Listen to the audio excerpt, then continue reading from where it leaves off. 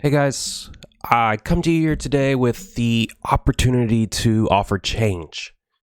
You've seen me do 3 different rants over the last few days, and we've seen quite a few other content creators do the same.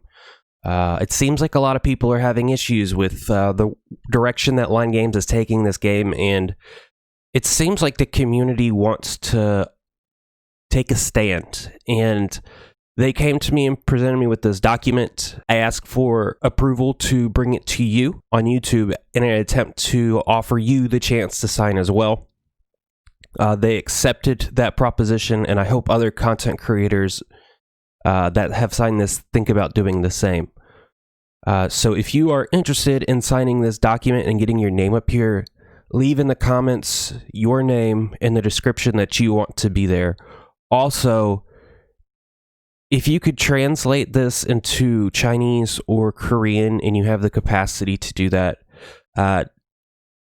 feel free to do so and reach out to me.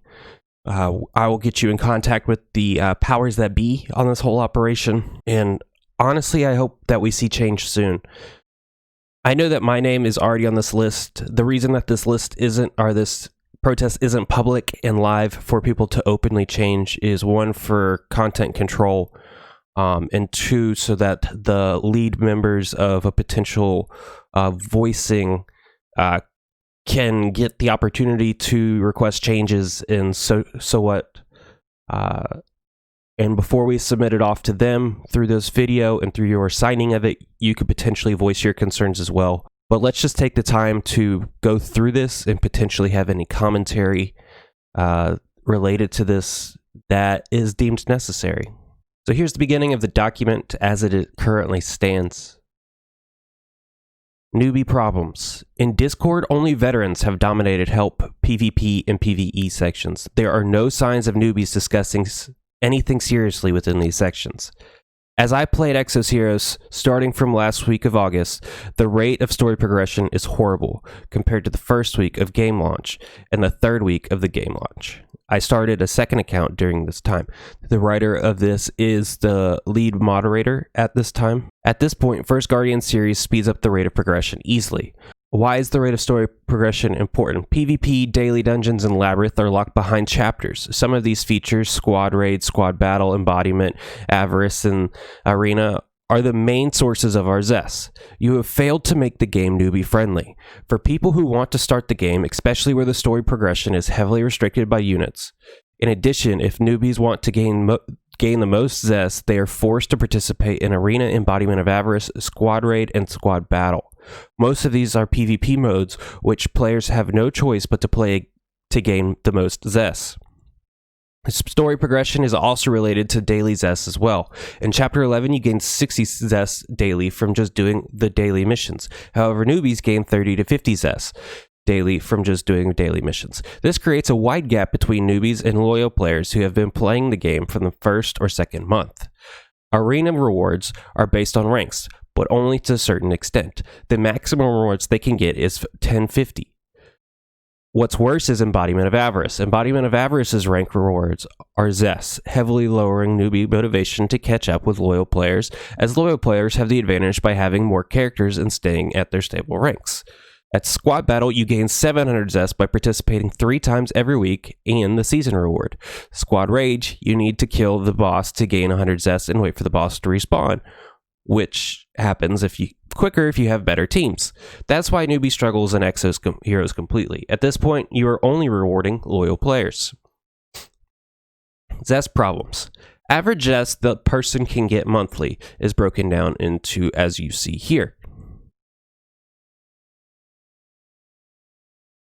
20, which breaks down to about 25 multi-pools monthly. Oh, come on, it's a joke reward compared to how much effort you put into the account. Having the rates of 0.5% gold and blue fake core and 0.7 black fake core is not good enough to get 2 desired characters. Only 1 black fake core is guaranteed, as 1919 pity counters are reached per month. You see a banner that comes every week. Our main sources of zest are PvP modes, Embodiment of Avarice, Squad Battles, and Brutes of Bar PvE modes. in Labyrinth. So much effort is required just for small rewards. In-game players will have to deal with small rewards as their achievements no longer become permanent source of these Zest incomes, which is a good point to make, that this is essentially assuming that they're not getting a ton of rewards through achievements, which people that have been around for longer than a month and a half are basically done with outside of the gigantic hurdles between the two. In addition to this, weekly banners are too quickly, as we do not have enough zest to summon a guaranteed hero completely. By adding reworked tiered banners while the new seasonal heroes banners are there, you are discouraging the players to summon their waifus and husbandos while putting the players into their mindset where they only have one guaranteed character, at least, but no more than one character. You should focus on the quality of the banner and Zest problems rather than the amount of banners in a month. Zest nerf. Labyrinth Zest income is nerfed to 3150 Zest from 4150 Zest completely. In addition, the attendance book has been nerfed from 1700 Zest to 1400 Zest. Please revert these nerfs as our Zest incomes are lowered every update you provide. This is not acceptable as the summon qualities are limited within our Zest. Now, the point to make here is that they are going backwards, and it's not so much that these two things are a gigantic hindrance to the growth of the accounts. It's to take a stand that continuously lowering the rewards that we get from such things are not desired and not to be suggested. Resource problems. Holy Water and Faded Gears are rare since you rely on luck to get them. Some people don't get Holy Water at all. Faded Gears can only be guaranteed from exchange, but they also RNG to get from summoning. In addition to this, the monthly Exos season missions cannot be fully cleared for most players. Leveling heroes to 90 takes too many EXP books, especially where we are limited by the daily tickets on the EXP dungeon. Level 100 should have lessened the EXP bar to make our efforts rewarding rather than limited just for a whole month. Chapter 11 and Path of Trials difficulties. This difficulty is not friendly to everyone completely, as the mob stats are 3 times of our unit's stats completely. This difficulty is not for most players, as they do not have resources enough to make their units strong enough to beat Chapter 11. Break 20 times missions are completely impossible for most players, as we rely on the luck for elemental enhancement completely to complete the mission. The units get one shot easily by enemies in Chapter 11. Our units get one shot easily by units in Chapter 11 and Path of Trials. Signature Force. This encourages more people to leave even though the art is good. Why? You are asking someone to transcend the rarest hero besides Fate Course. You are asking someone to get these heroes up out of 25 free multi-pools and Exodium plus clock summons. It's very disappointing. Paid currencies are expensive. Diamond to Zest currencies are 5-to-1 ratio. Let's take an example. You pay $40 for 3,300 diamonds and you're getting 660 diamonds. What a huge price for one multi-pool. I do agree with that. Nation recruit tickets. This is a disappointing feature, as free-to-play players are limited by this. The Nation Faded Heroes is horribly compared to Gold Fate Core heroes. Ramji, Kylok, Valar, Baraka, Shell, and Ulum have 0.4335 on their corresponding nation rate up, compared to Gold Fate Cores having 0.5 on their solo rate up. On top of this, generals such as Bathory, Garf, Rachel, Shivrakin, Janae, and Dorka have 0.1658 even on their corresponding nation banner. 150 pity counters are too disappointing, as one will have to pay $300 for this pity counter while having lower rates of nation faded heroes. Maintenance compensation issues. We have many maintenance issues. First of all, we waited so long for small compensation such as clocks, Exodium, and small amounts of Zest. We are unmotivated by small compensation for extension of this maintenance. Awakening Fate Core Lep and Bug had the best compensation you could give us. But other than that, 6 to 18 hours of waiting has small rewards such as 2 to 700 Zest, 10 clocks, or 100 Exodium. Compensation should not be small if the maintenance gets extended again and again.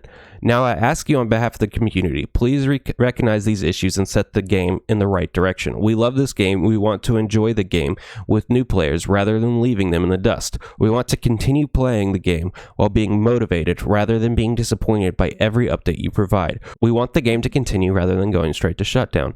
And here's a template for which you can put in below. Template, name, title, achievement player, in-game, etc. You can put something in here to the extent of waifu collector or husbando collector, or I've given you $500 if that is what you want your title to be. Please leave in the comments below. And remember, this is a work in progress. I have yet to go through and add my comments. I hope to see that you add comments as well in the suggestions below so we can get this draft perfectly ready to get into the hands of Line Games. I will continue to provide updates to you about this situation if any updates are needed, and I hope to see that other people do the exact same. Take care.